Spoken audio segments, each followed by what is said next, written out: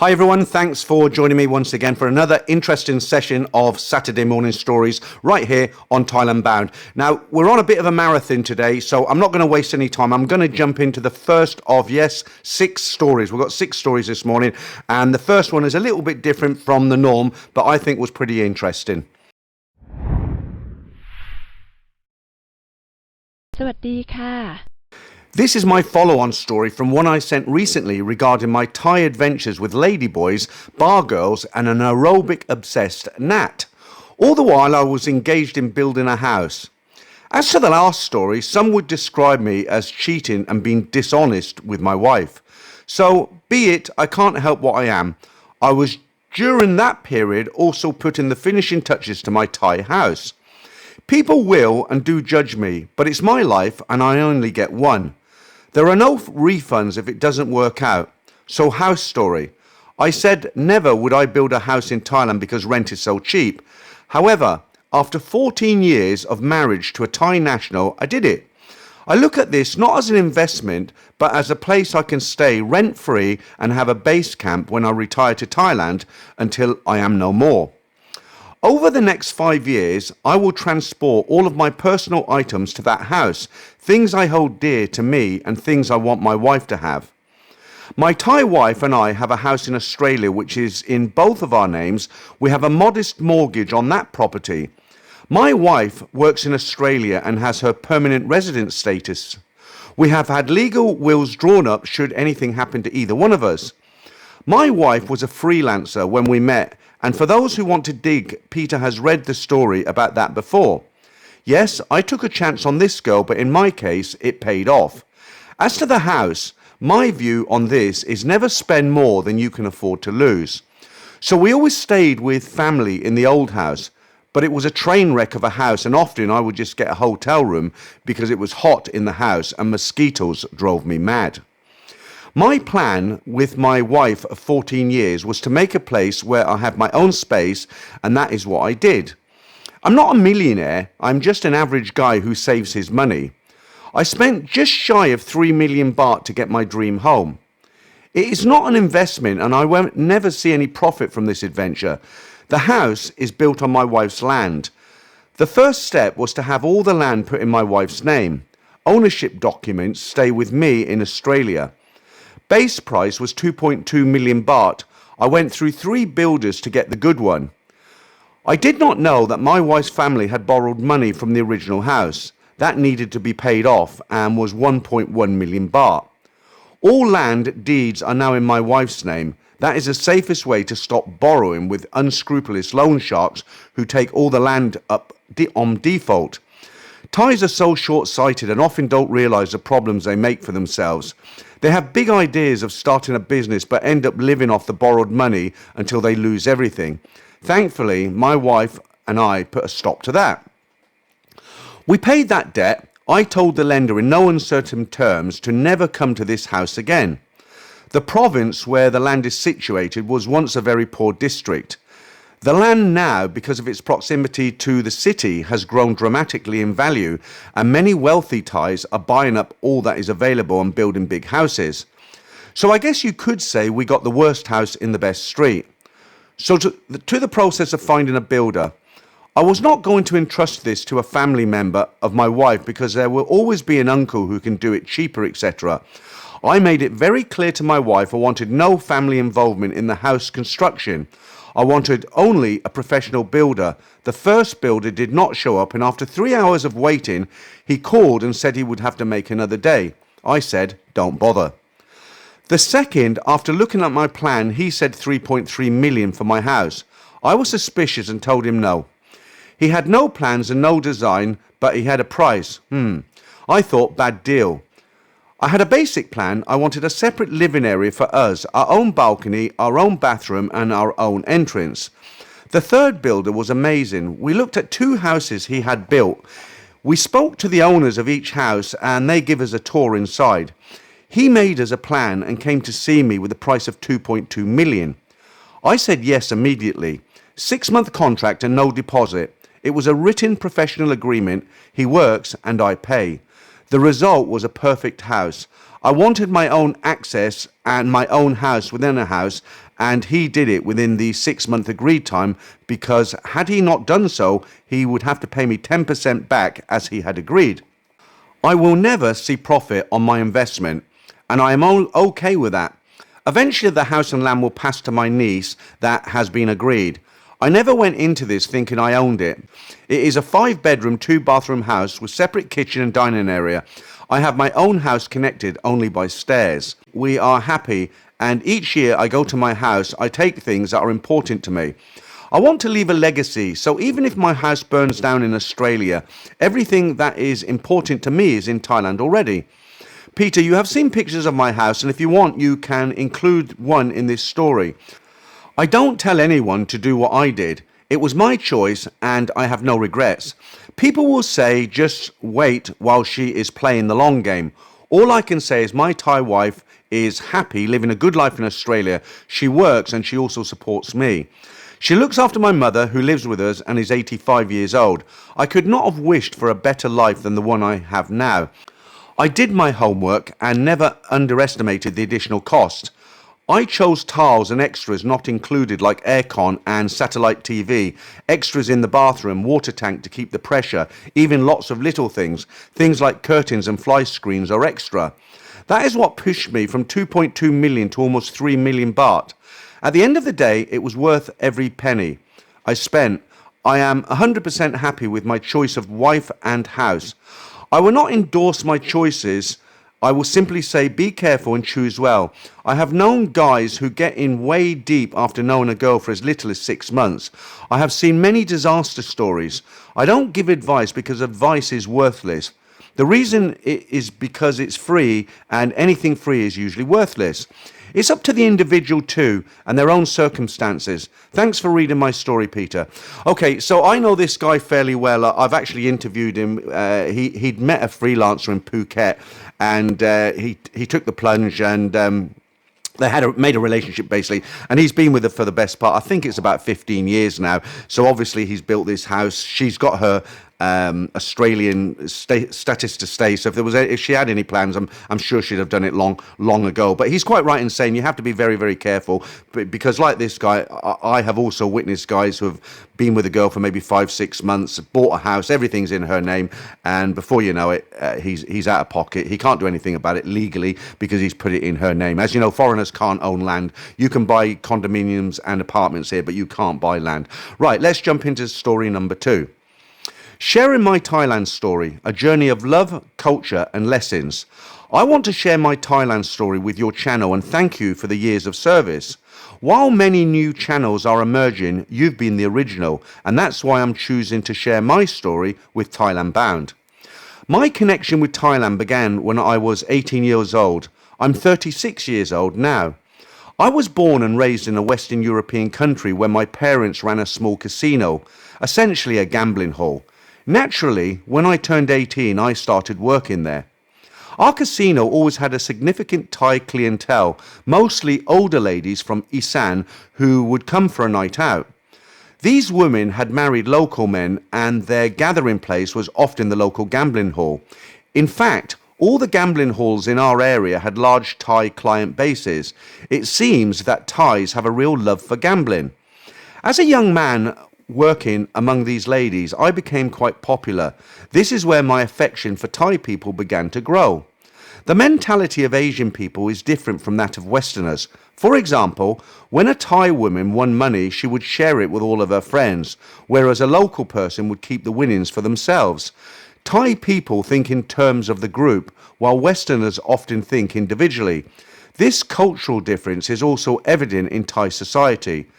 My curiosity about Thailand and its people naturally grew. With plenty of time on the computer while working, I started chatting online with a Thai girl. We'll call her Fern. Fern worked at a hotel in Bangkok. She was a regular girl, the daughter of a police officer. I've never believed in long-distance relationships. I think a relationship should be based on physical connection. However, I was interested in Thai culture, and both Fern and I had time to chat during work. So we talked a lot. Over the course of 5 years, I essentially taught her English just before COVID-19 hit in December 2019. I had the chance to travel to Thailand. I told Fern about my trip, and she was surprised but happy to finally meet me. I had always made it clear that I didn't want to be her boyfriend, even though we chatted daily. Arriving in Bangkok for the first time was an incredible experience. The city, the vibe, everything was amazing. Fern and her mother were waiting for me at the airport. My plan wasn't to stay with her, and I told her this. However, she guided me through Bangkok, showing me the temples, the food, the atmosphere, and the shopping malls. After a few days, I travelled alone to Phuket and Phi Phi Islands. Despite my honesty about not wanting a relationship, Fern made an excuse to join me in Phuket. She's a good person with a kind heart, but I wasn't looking for more. When my trip ended, Fern arranged a dinner with her entire family. Not understanding the significance of this in Thai culture, I agreed. Unfortunately, my refusal to commit to a relationship caused her to lose face. After I returned home, we discussed it, and eventually she asked me for money, which she had never done before. She shared stories about her wage being cut during COVID-19, showed me pictures of herself starving, and mentioned debt collectors. This shocked me because I never expected it from her. To this day, I'm still unsure if it was true or not. I ended up sending her 15,000 baht, the only money I ever sent or gave her, and she instantly blocked me after receiving it. With the knowledge I have now, I would have handled the situation differently. I don't blame her. I wasn't done with Thailand, so as soon as the lockdown ended, I returned for a 9-month stay, this time as a single, carefree guy with no attachments. During this trip, I became wiser. I learned about the bars, the girls, and the scams, sometimes by experience them firsthand, but the most interesting part of the trip happened in Hua Hin. On my second day there, I ended up in a bar where I witnessed the boss treating one of the bar girls very badly. She pulled the chair out from under the girl, causing her to fall on the floor in front of everyone, making them laugh. I felt terrible for her. Understanding how important saving face is in Thailand, seeing somebody treated like that on my first visit was shocking. I brought her some drinks, not just because I liked her, but because I genuinely felt sorry for her. She was only 21, and the bar had been closed due to COVID. I could confirm her story with the photos and TikTok posts she shared. With about 3 months left in Thailand, I decided to spend my remaining money on this girl. I bought her out of the bar, a common scam, paying her boss 10,000 baht. I also gave her and her family some money and took care of her during the rest of my time in Thailand. We had a great time together, travelling to places like Koh Larn and Phuket. It was her first time on an aircraft. I was looking for some company, and she was happy to be out of the bar and earning money. She tried the usual lines like, "I love you, and you're not just a customer," but we both knew the reality of the situation, and that was okay. I didn't want anything more. She did try to push me for a monthly salary, but I made it clear that I don't do long-distance relationships and was heading home anyway. She wanted me to meet her parents, but this time I declined, knowing I wouldn't be back and not wanting her to lose face like the first girl. She wasn't the typical bar girl and was genuinely unhappy working there.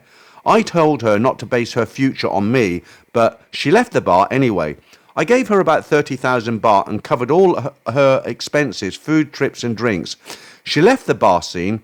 One of the last messages I received from her was that she and her mother had set up a shop in her hometown.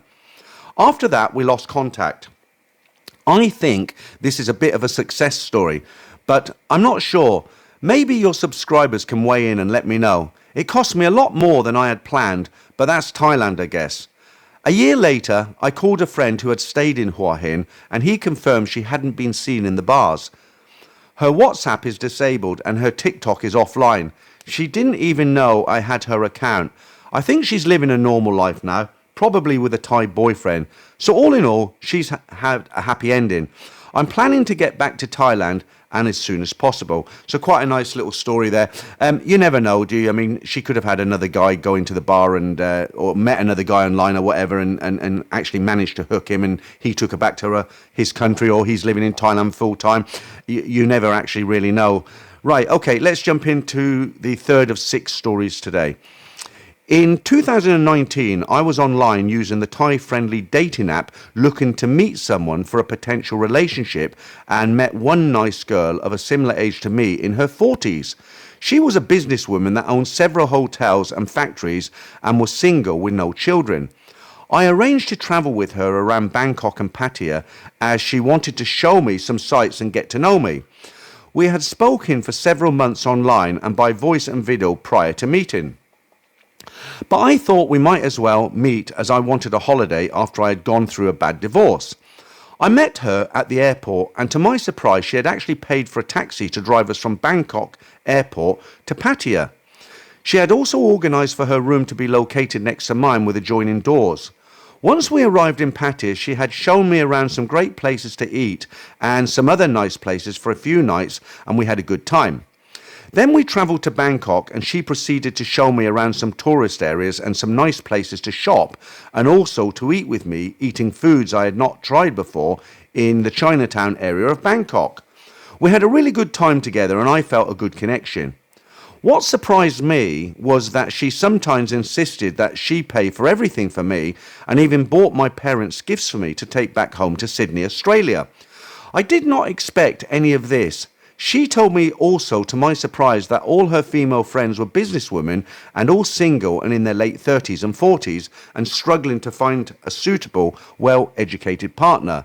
They were all independent and did not need anybody's money, but just wanted a Western partner that they could connect with and could form a relationship.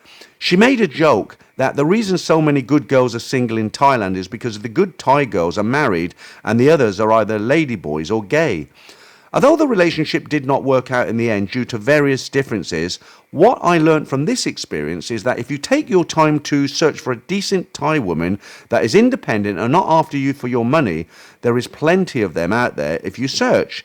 Now my goal is to move to Thailand. I am again learning from that experience, seeking educated or independent Thai women that I can form a long-term relationship with.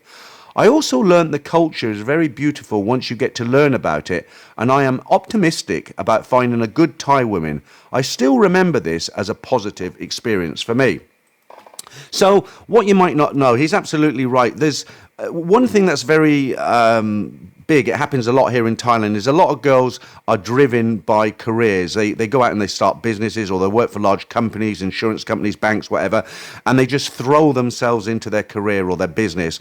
And before they do become successful, a lot of them become successful, they drive nice cars, they buy their own houses, but they get to 40 and they realize they want something more out of life. They want a family, they want to find a nice guy. Now, the problem in Thailand is once they hit the age of 30, they're basically past their sell-by date. That's not a nice way to put it, but as far as Thai guys go, Thai guys want to marry young girls who haven't had any children. They're not interested in 40, 45-year-old women. So it is true what he says. You know, if you're looking for a long-time partner and you take your time, you might be 55, 60, something like that. You come out here, you do your research and you take your time. You don't jump into anything and you look in the right places. It is possible to find a real nice girl who's 40, 45, who's never been married, never had children. She's just concentrated on her career and she's got to that stage in her life where she needs some love in her life. She wants a partner. And as I've just said, it's very, very difficult for her to find a Thai boyfriend to take on at that age. Right, okay, let's jump into story number 4. I've been going to Thailand now for almost 10 years, from my early 30s until recently, and I'm now 42. I started going there with my girlfriend, who is now my wife. I've never really had a strong desire to take girls out of the bars and back to my hotel. My wife and I have been to many of the Goga bars and it's been good fun watching the live shows, etc. We still have some laughs about stories from visiting these live shows and all the clubs. At the end of the day, when looking back, it was always something we never took too seriously. It's also not something I miss. When I think of Thailand, I have some amazing memories about the bars with musicians and great stories. I know most of the stories on your channel are about single guys or finding love and loss in the land of smiles. However, this is not that kind of a story. Hopefully, it's not boring for your viewers. My story took place around 2018. We had been going to Thailand at this point for many years on holidays, both as a couple and with family. We are in a position where my wife and I run our own business and can pretty much travel every few months prior to this pandemic. Sometimes we travelled alone, sometimes with our family. On a family trip to Pattaya, which was my second visit, we were staying in the north part of the beach close to Dolphin Roundabout. At that time, there was no mall and the hotel was nice but run down a bit. Just north of the hotel is Wongamat. We first stayed at the Amari for a few days and then moved to Cape Dara and then later the Pullman. I have to say this part of Pattaya is a little slower pace and does not have too many crazy bars or pole dancing. It's really beautiful with a very island feel and quite upscale. It has a real sense of community and we came here a few times to enjoy this beach area as it was so close to Bangkok, which we love. So on this trip, we were chilling by the beach at the Pullman and we look up and we see to our left this really nice condo. We think to ourselves, hey, that would be pretty nice to have a place right here on the beach. We were sending our parents to Hua Hin a couple of months a year anyway to get away from the harsh winters. My daughter went for a little walk and to the right of this condo was a new apartment block. It had just finished construction and was about 30 to 40% sold at this point. We all went to check it out as my daughter said that it was a really nice building with a beautiful pool. We didn't buy the condo on that trip, but we did purchase a few months later. Both my wife and my mother and father-in-law used it whenever we travelled there. It's great because it really does overlook the ocean and the property is right on the beach. Whether it was a good deal or not, it doesn't really matter. For me, it was like buying a classic car or something you really enjoy. If you use it, well, you don't really need to think about how much you paid for it. My buy-in was a good choice. We've had lots of great times visiting since. The surrounding beach hotel bars have become like second kitchens and the hotel staff were almost like family. Not being able to visit Thailand for almost 2 years is like kind of nuts considering my place had been empty this entire time. So this purchase, although unplanned, ended up changing or affecting our lives in many positive ways. We created so many great memories and stories of our trips to Pattaya. This apartment became our family meet-up place. My wife and I love Pattaya, but not for the usual sin and skin vacation it's famous for. We love the beach, the massages whenever you want amazing food, slow living and also healthy living if you want it. You can visit Thailand not only for the bars and aerobics, but actual exercise and a change in lifestyle from what you have in your own country. Sure, there are lots of female company in Thailand, and if I were divorced or single, I might even be tempted to taste the local cuisine, if you get my drift. This is definitely one of my tamer recollections, but it's a warm memory of buying a condo in Pattaya.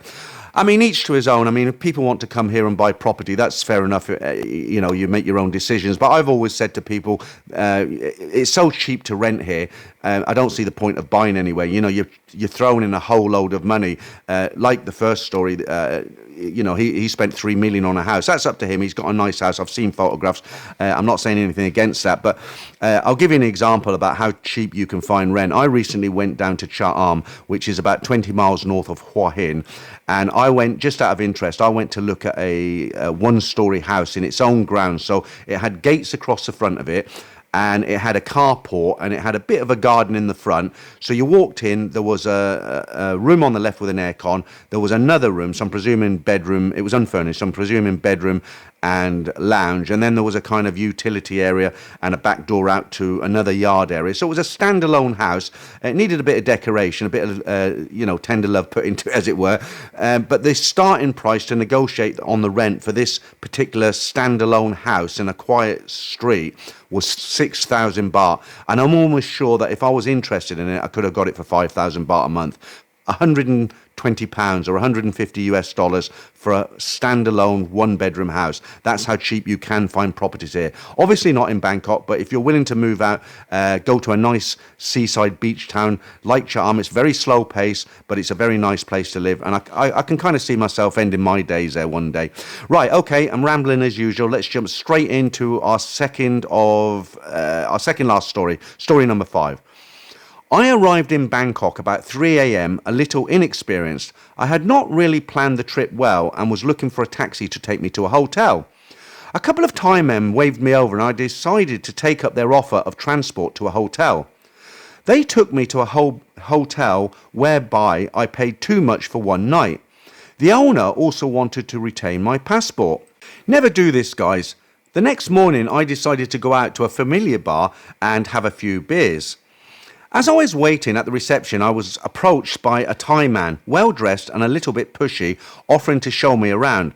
So the scam began. The guy called himself Tom, and he was a tour operator working in the hotel and experienced with foreigners.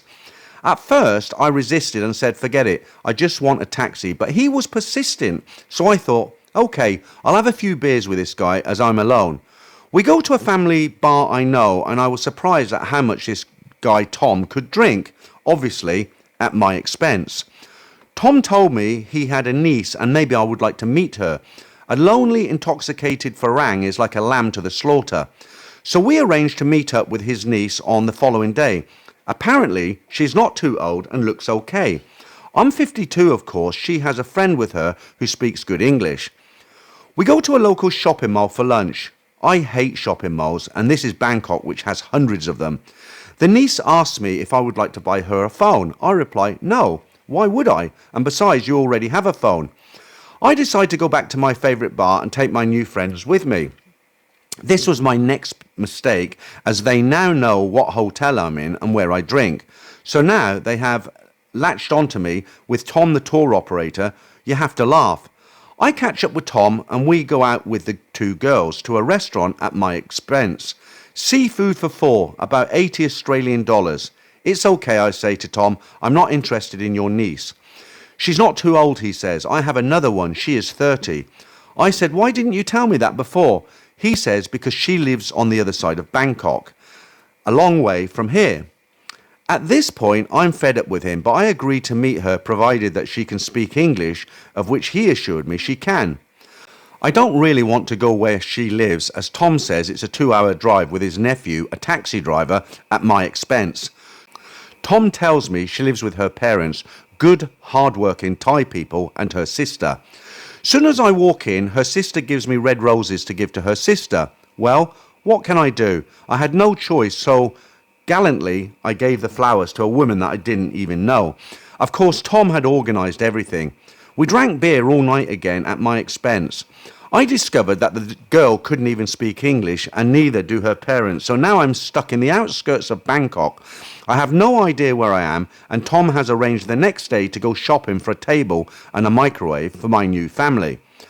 I get out of this at about $300 later, which is okay considering it's a department store. So now I'm stuck in a nice house on the outskirts of Bangkok with very nice people that I don't know, but with encouragement from Tom that I'm doing okay. I spent all day on me. I decided to leave. I take my clothes and passport and wallet, and I walk out looking for a taxi to take me back to my hotel.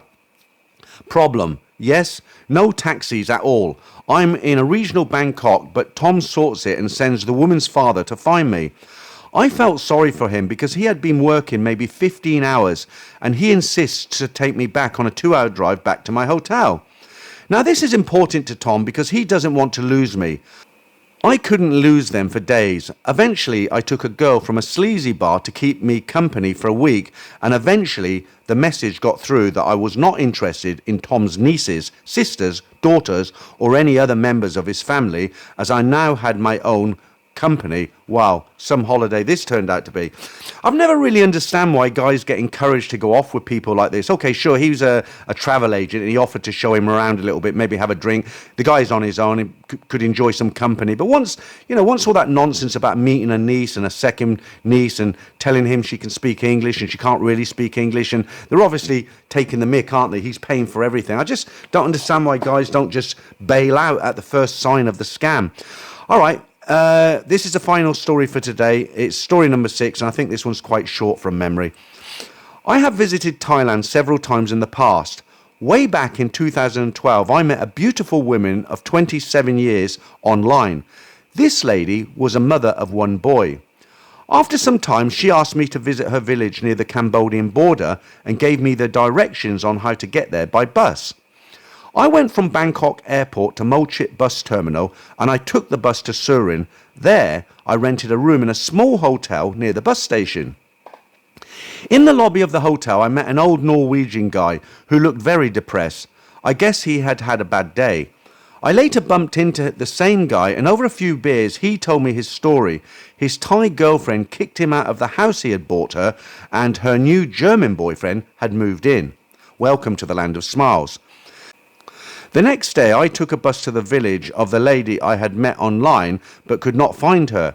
Nat, my new girlfriend, had turned off her phone, and even though she knew I was arriving, a few hours later, her cousin called and asked me, "Where are you?" I replied, "I'm at the bus station." Checked into the hotel. I asked, "Where is Nat? Is she okay?" "She will come and see you tonight. She will come to your hotel, okay?" Great. I was now alone in a boring hotel in the middle of nowhere. Very late that same night, Nat turned up at the hotel, asked at reception which room I was in, and knocked my door. I later found out that the hotel did not even ask for her ID. She could have been anyone. Anyway, to say that I was surprised to see her is an understatement. Initially, I was pleased to see Nat at my hotel door. However, it soon became apparent that she was totally drunk and I had most likely been an afterthought. Typical former bar girl with tattoos all over her, even down south. I'm keeping it clean for YouTube, but I'm sure you get what I mean when I say down south, right? Her phone was ringing, even at 2 a.m, most likely her customers. I was not too happy, but thought to myself, I have come all this way, I might as well get something out of it. But it was a terrible night. It was like watching a TV for an hour that was not even switched on. I could not get a bus out of the village the next day, so I had to stay at the hotel for another night. Nat came back again late at night, drunk again. She asked me for money. I gave her some, but she was not happy. She said, "This is not enough to support my family." I told her I was bored here alone in the countryside, and I did not come all this way to spend my days on my own. She replied, "So you come my house, I stay with Mum and my son, you sleep in our home in the village." I thought, why not? How much worse can it get? I moved from the hotel to her shack, which Nat called a house. Her mum was very kind. We ate sticky rice together. We sat on the floor and used our fingers to eat. I was now experiencing a very simple way of life with Nat's mother. Nat was always disappearing and coming home with money, no prizes for guessing where she was going and where that money was coming from. I just didn't care anymore.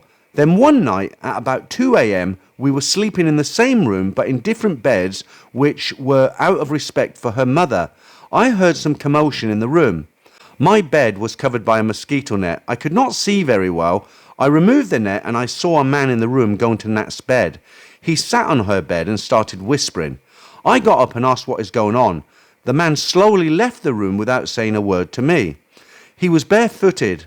I asked Nat who this guy was. She said he's my brother. We have not seen each other for 2 months. He only came in to say hi. I said, "Why now at 2 a.m? Bit strange, isn't it?" She said he was fishing and he decided to stop and check in on me. He was worried I was sleeping alone, just checking my safety. I always have an exit strategy on hand. I said, "No worries, your brother cares about you." I called her cousin, who told me Nat has 4 boyfriends and she gets an allowance off all of them. The next day I told Nat I need to go to Laos on a visa run as my visa will expire soon if I don't go. This was my exit strategy. I was worried that she might get angry and make a scene if I leave her, but it was a dead-end relationship that had run its course and I wanted out. The next day I left. I told her I would be back soon to act. Some Thai ladies have their own exit strategies. For example, sick mum, funerals, brother, and motorcycle accidents. You know the script. We all know they are BS, but they continue to use them. My advice to anyone, don't travel halfway around the world to meet someone you have never met before. Okay, so that was obviously a real nasty story. I mean, that girl covered in tattoos turning up at his room. I don't necessarily agree with his statement there at the end where he says don't travel halfway around the world to meet somebody you have never met, because I do know quite a lot of guys, and I've heard about quite a lot of guys who meet girls on Tinder and Badoo and Thai Friendly, those sort of places. They have long conversations. It goes on for several months, and eventually a guy will come to Thailand and they form relationships. And a lot of these relationships, although a lot of them do go bad, a lot of them are successful, and guys end up having long-term girlfriends, or they marry these girls. So, you know, you've just got to play it by ear. And if a girl turns up drunk at your hotel room covered in tattoos, I think the writing's on the wall. You don't need to be too sharp to know what's going on there, right? Okay, guys, look, I've been rambling on a lot today, so I'm going to leave it there. Thanks very much for listening to the 6 stories today. I'll be back next Saturday with some more stories. And if you're sitting on a story, as always, send it in. I'll make it anonymous, and you too can hear your story read out right here on Thailand Bound.